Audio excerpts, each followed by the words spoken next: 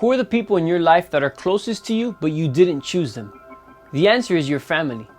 Family is a gift from God that's vital in your development, your upbringing, and your success as a human. But sometimes dealing with family can also be tough. It isn't always the best, biggest blessing in your life. Sometimes it can be the most difficult to deal with.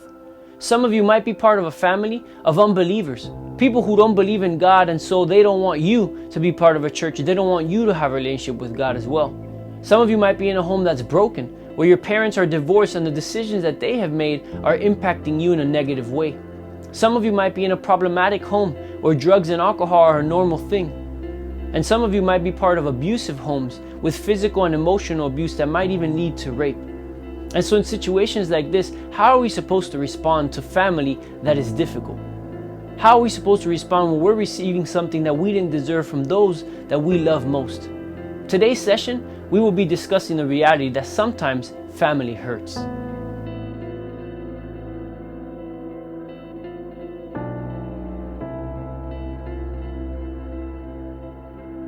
Our passage is found in the book of Genesis in chapter 37, and it is the story of Joseph and his family. Joseph was the favorite son of Jacob and was given a robe by his father to show his favoritism. This created some tension between Joseph and his brothers, and it made it even worse when Joseph would tell his brothers about a dream where they would eventually bow down to him.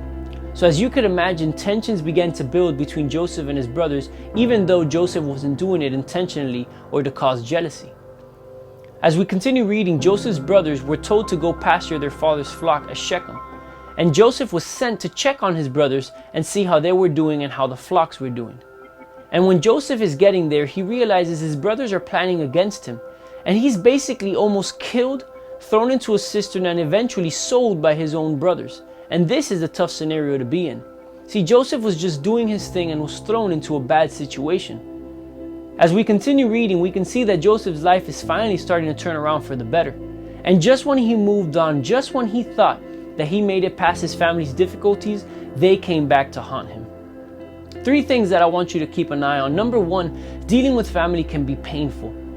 You see, this is the truth. We don't have perfect families.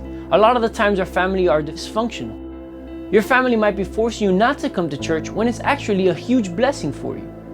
Your family might be causing you pain through their divorce and their issues. Your family might be suffering a rough life because of their decisions, and now you are suffering as well. And these are all sad realities that we have to deal with. But just because your family isn't perfect doesn't mean God forgot about you. Doesn't mean God hates you or He's against you. Point number 2, God's power is greater than those choices your family has made. It might hurt right now to think about what your family has done. It might cause you pain and bring you to tears when you think about the pain they have caused. But the choices your family have made are not bigger than God's power. If you let this fuel you into anger, vengeance, or defeat, then you're forgetting about the power of God. Because God has a purpose for your life. He has a will for you. And no matter what happens, no matter what your family does or the decisions they make, it cannot overthrow God's power and purpose.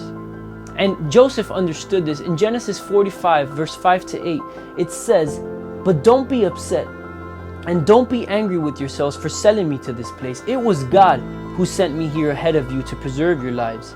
This famine that has ravaged the land for 2 years will last 5 more years, and there will be neither plowing nor harvesting. God has sent me ahead of you to keep you and your families alive and to preserve many survivors. So it was God who sent me here, not you. And He is the one who made me an advisor to Pharaoh, the manager of his entire palace and the governor of all Egypt."